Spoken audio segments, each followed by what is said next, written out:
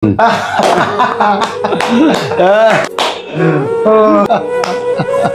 গো, তখন থেকে দু ভাই শুধু টিভিই দেখে যাচ্ছ, একটু কি চা দেবো? ও গিন্নি, তুমি এত ভালোবেসে বলছো, আমি না বলতে পারি? তুই এবার কোথায় যাচ্ছিস? বস। এই নাও জিৎ, টাকার ব্যাগ, গিয়ে বাজারটা করে আনো। আর শোনো, উল্টো পাল্টা যেন কিছু খরচা করো না, ফিরে এসে আমাকে হিসাব দেবে।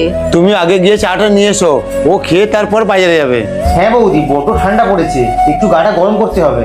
বড় দাদা সংসারের জন্য দিন রাত খেটে যাচ্ছে, আর তোমার শুধু খাই খাই, দু পয়সা ইনকাম করতে পারো না। তুমি এইভাবে কথা বলছো কেন? তোমার কি হয়েছে?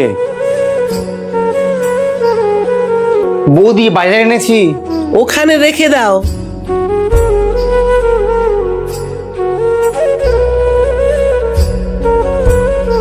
ইলেকট্রিকের বিলটা দিয়ে আসতে বলেছিলাম, যাওনি কেন? সারাদিন কি করো? টুকটাক তো বাড়ির কাজকর্ম করতে পারো, তাহলে অন্তত কাজের লোকের পয়সাটা বাঁচে। তোমার কি হয়েছে বলো তো? ফোন করলে রিসিভ করো না কেন? কি আর হবে, বৌদি লাথি ঝাঁটা খাচ্ছি। একদিন মুখের ওপরে দু চারটে কথা শুনিয়ে দেবে, তাহলে আর তোমার সাথে লাগতে আসবে না। ঠিক আছে, পরে কথা বলবো।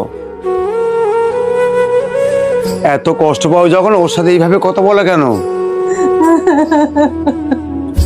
তোমার কি মনে হয় জিতকে বকে আমার খুব আনন্দ হয়?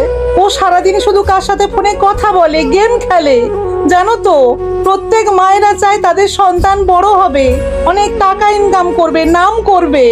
মা যখন মারা যায়, ও তখন কত ছোট, সারা ঘর আমার আঁচল ধরে ঘুরে বেড়াতো। তোমার মনে আছে তো? মায়ের পরে যে আমার দায়িত্ব, ওকে পড়াশোনা শিখে মানুষের মতন মানুষ করে তোলা। আমি যে ওকে নিজের সন্তানের মতো ভালোবাসি।